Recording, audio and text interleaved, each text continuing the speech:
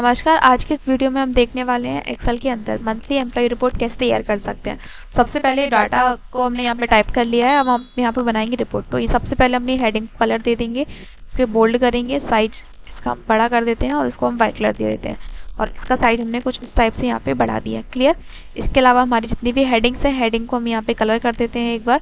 तो ये भी हमारी हेडिंग्स है, सेम कलर हमने यहाँ अप्लाई किया है और साइज हम यहाँ से इंक्रीज कर देते हैं। साइज हमने इसका 18 कर दिया। क्लियर। ऐसे ही हम इसको करेंगे, बोल्ड करके कलर कर दिया बैकग्राउंड टेक्स्ट कलर और इसका साइज को हमने बढ़ा दिया यहाँ से 18। ठीक है।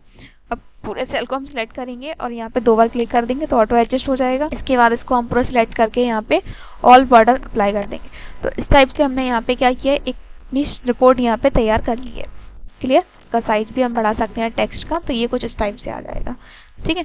अब हमें क्या करना है, इसके लिए हम फॉर्मूला अप्लाई करेंगे क्योंकि हमें यहाँ पे अब निकालना रहेगा आपको टोटल वर्किंग डे कितना है, पर डे सैलरी या ग्रॉस सैलरी। पहले हम समझ तो लें यहाँ पे ये चीज़ें है क्या।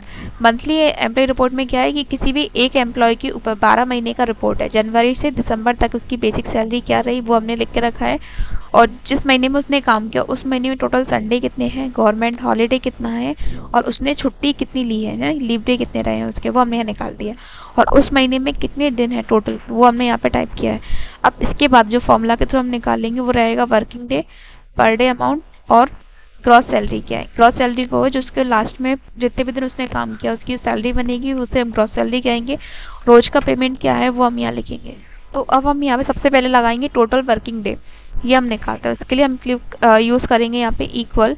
इक्वल लगाने के बाद अब हमें लिखना है टोटल डे, यानी कि जनवरी महीने में अगर हमें वर्किंग डे निकालना है तो टोटल दिन कितने थे, 31, जिसमें से आप माइनस कर देंगे केवल जितने दिन वो अब्सेंट हुआ है, यानी कि लीव डे को हमने क्या कर दिया, यहाँ पे क्लिक किया। अब हम एंटर करेंगे तो ये इस एम्प्लॉय का आ गया डाटा। क्लियर। कि यहाँ पे जनवरी महीने में उसने कितने दिन काम किया, 30 दिन उसने काम किया। अगले महीने यानी जनवरी के बाद जब फरवरी में पहुंचे तो फरवरी में उसने लीव लिए कितने, 5 दिन की, और फरवरी में दिन कितने होते हैं, 28।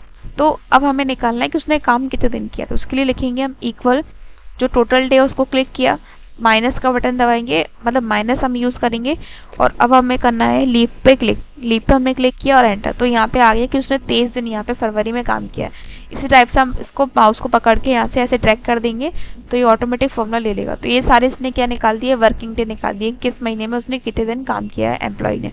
तो ये वर्किंग डे आ गया। इसके बाद अब हमें निकालना है पर डे अमाउंट।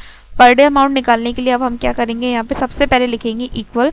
इक्वल लिखने के बाद इसकी बेसिक सैलरी क्या आती है वो हम फिक्स करेंगे। तो बेसिक सैलरी क्या आती है, 7000, जिसका हम डिवाइडर कर देते हैं, इनकी भाग दे देते हैं अपने टोटल डे से। टोटल डे महीने में जितने भी दिन है उससे हम इसको डिवाइडर कर देंगे, लीव डे से नहीं टोटल डे से करेंगे। क्लियर।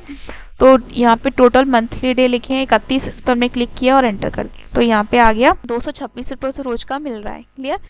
आ रहा है समझना। यहाँ पे कोई भी व्यक्ति हमने ले लिया, राम राम नाम का एक व्यक्ति ले लिया या श्याम नाम का एक व्यक्ति ले लिया, उसके लिए हम यहाँ पे निकालेंगे उसका रोज का पेमेंट क्या है। अगर अब ये हमें निकालना है तो हम क्या करेंगे, सबसे पहले इक्वल लिखेंगे, उसकी महीने की सैलरी कितनी है उस पर हम क्लिक कर देंगे कि 8000 उसकी महीने की सैलरी है और डिवाइडेड बाय उस महीने में जितने टोटल दिन है उससे हम उसका भाग दे देते हैं। तो वहाँ पे हमारे पास निकल के आ जाता है पर डे अमाउंट। अब इसको माउस से हम सेल के लास्ट कॉर्नर पे क्लिक करेंगे और सेल को हम थोड़ा सा आगे से ड्रैग कर देंगे तो इस टाइप से ऑटोमेटिक फॉर्मूला यहाँ पे अप्लाई कर देगा। अब हमें लास्ट निकालना है यहाँ पे ग्रॉस सैलरी। ग्रॉस सैलरी क्या होता है, ग्रॉस सैलरी वो होता है जैसे मान ली एक दिन का अमाउंट 226 रुपये है, ठीक है, और वो उसने काम किया है 30 दिन और 31 दिन महीने में होते हैं और एक दिन की उसने छुट्टी बना ली है, गवर्नमेंट हॉलीडे और संडे, इसका पेमेंट नहीं करता है। तो अब उसे पेमेंट मिलेगा कितना फाइनली, अब भी हमें निकालना है, तो वो हमारा होता है ग्रॉस सैलरी। क्लियर। जो कट पिट का हमें मिलता है उसे हम ग्रॉस सैलरी या नेट सैलरी कहते हैं। तो इसका फॉर्मूला बनेगा हमारा इक्वल। इक्वल लगाने के बाद हमारी जो बेसिक सैलरी है उस पर हम क्लिक करेंगे। अब इसमें से हम माइनस कर देंगे हमारा लीव डे, जितने दिन हम अब्सेंट रहे हैं उसको हम माइनस कर देंगे और इनटू कर देंगे हम पर डे अमाउंट को। जैसे हमने ये फॉर्मूला अप्लाई किया उसके बाद हम एंटर करते हैं तो यहाँ पे ये हमारी अमाउंट आ गई है। ठीक है, ग्रॉस सैलरी हमारा निकल के आ गया।